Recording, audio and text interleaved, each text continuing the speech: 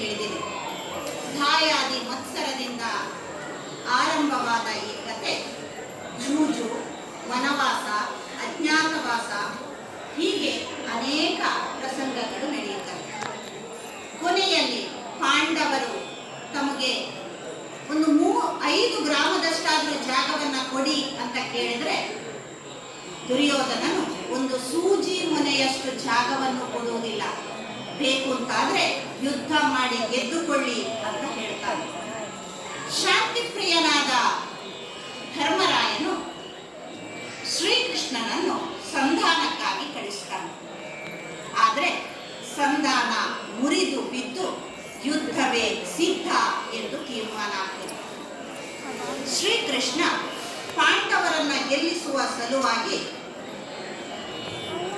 ಅನೇಕ ಭೇದೋಪಾಯಗಳನ್ನ ಮಾಡ್ತಾನೆ.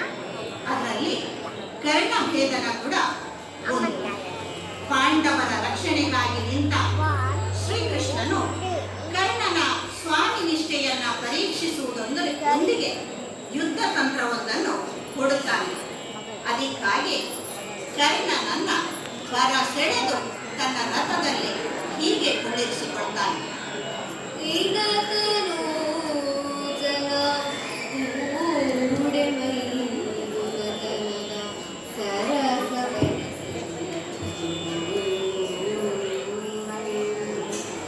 ಧನುಜರಿಗೂ ಬರಸೆಳೆದು ಕುಳ್ಳಿರಿಸಿದನು ಪೀಠದಲ್ಲಿ.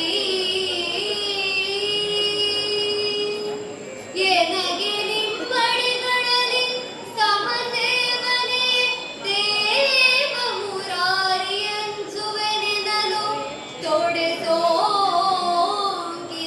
ಸಾರಿದು ಶೌರ್ಯಿಂತೆಂದ.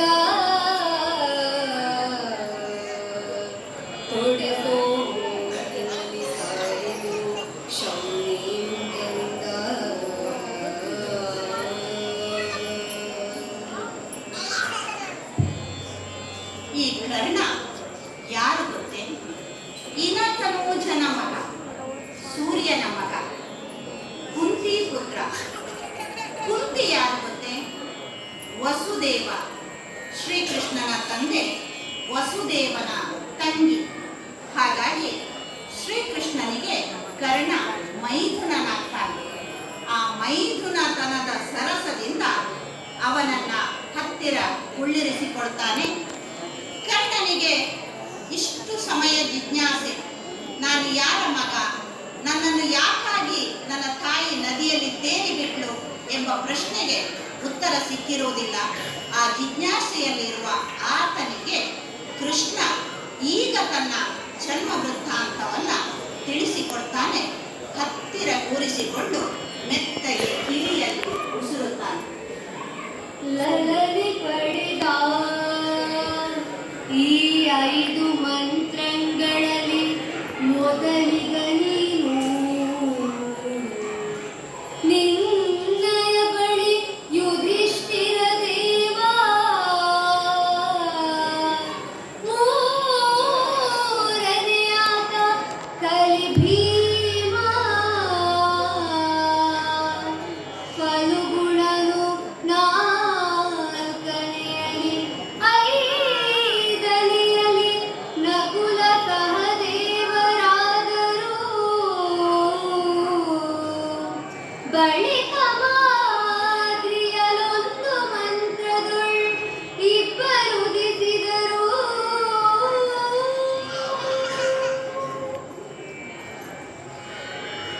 ಜನ್ಮ ವೃತ್ತಾಂತವನ್ನ ತಿಳಿಸ್ತಾನೆ, ಜೊತೆಗೆ ಆಮಿಷವನ್ನ ಬಿಡ್ತಾನೆ. ಕುಂತಿಯ ಹಿರಿಯ ಮಗ ನೀನು, ಆದ್ರಿಂದ ನಿನಗೆ ಪಟ್ಟಾಭಿಷೇಕವನ್ನ ಮಾಡ್ತೇನೆ. ನಿನಗೆ ಪಟ್ಟಾಭಿಷೇಕವನ್ನ ಮಾಡಿದಾದಲ್ಲಿ ಕೌರವರು ಪಾಂಡವರು ನಿನಗೆ ಕಿಂಕರರಾಗಿ ಸೇವೆ ಮಾಡ್ತಾರೆ. ಆಗ ಈ ಯುದ್ಧದ ಅವಶ್ಯಕತೆಯೇ ಇರುವುದಿಲ್ಲ. ನಿನ್ನನ್ನೇ ರಾಜನನ್ನಾಗಿ ಮಾಡ್ತೇನೆ. ನೀನು ವೈಭೋಗದಲ್ಲಿ ಮೆರೆಯಬಹುದು. ಅದನ್ನು ಬಿಟ್ಟು ಆ ಕುರುಪತಿ ಒಡ್ಡಿದ ಬಾಯಂಜಲಿಗೆ ಕೈಯೊಡ್ಡಿ ನೀನು ಯಾಕೆ ಹೀಗೆ ವರ್ತಿಸ್ತಿ, ಅವನ ಬಾಯಂಜಲಿಗೆ ಯಾಕೆ ಕೈ ಒಡ್ತಿ ಎನ್ನುವುದಾಗಿ ಪರಿಹಾಸ್ಯ ಮಾಡ್ತಾನೆ.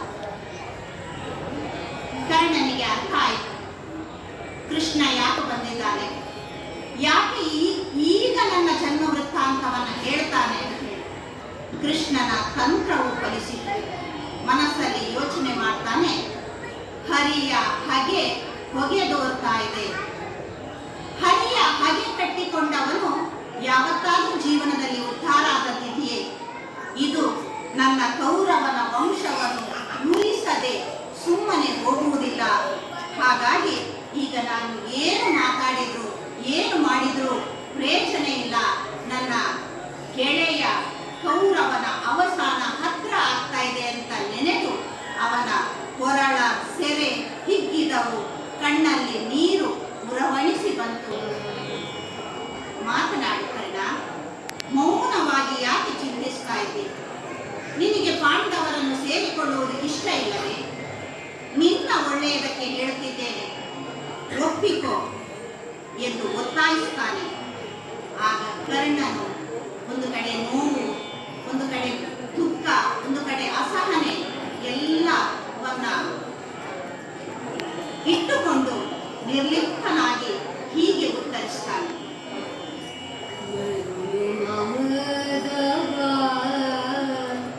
ಮಹಿಯ ರಾಜ್ಯದ ಸಿರಿಗೆ ಸೋಲುವನಲ್ಲ. ಕೌಂತೆಯರು ಸುಯೋಧನರು ಎನಗೆ ಬೆಸ ಕೈವಲ್ಲಿ ಮನವಿಲ್ಲ. ಹೊರೆದದ ತಾರಂಗೆ ಹಾಗೆವರ ಶಿರವನರಿದೊಪ್ಪಿಸುವೆನೆಂಬ ಈ ಬರದೊಳಿಪ್ಪೆನು. ಕೌರವೇಂದ್ರನ ಕೊಂದೆ ನೀನೆಂದ.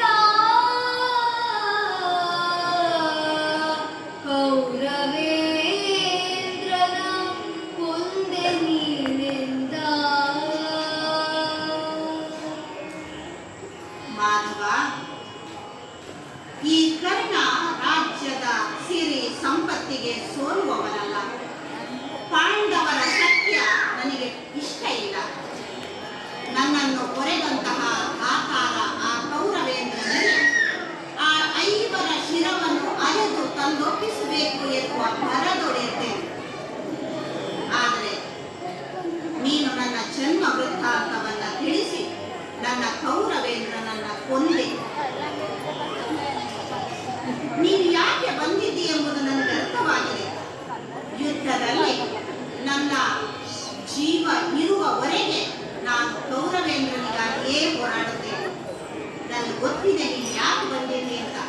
ನಿನ್ನಯ ವೀರ ರೈವರನ್ನು ನಾನು ನೋಯಿಸಬಾರ್ದಲ್ವಾ? ಹಾಗೇ ಆಗಲಿ. ರಾಜೀವ ಸಕನಾಗಿ ನಿನ್ನ ವೀರ ರೈವರನ್ನು ನಾನು ನೋಯಿಸುವುದಿಲ್ಲ ಎಂಬುದಾಗಿ ಮಾತು ಕೊಡುತ್ತಾನೆ. ಶ್ರೀಕೃಷ್ಣನು ಸಂತೋಷದಿಂದ ಹಿಂದಿರುಗುತ್ತಾನೆ ಎಂಬಲ್ಲಿಗೆ ಈ ಕಥೆಯನ್ನ ಮುಕ್ತಾಯಗೊಳಿಸುತ್ತಾನೆ.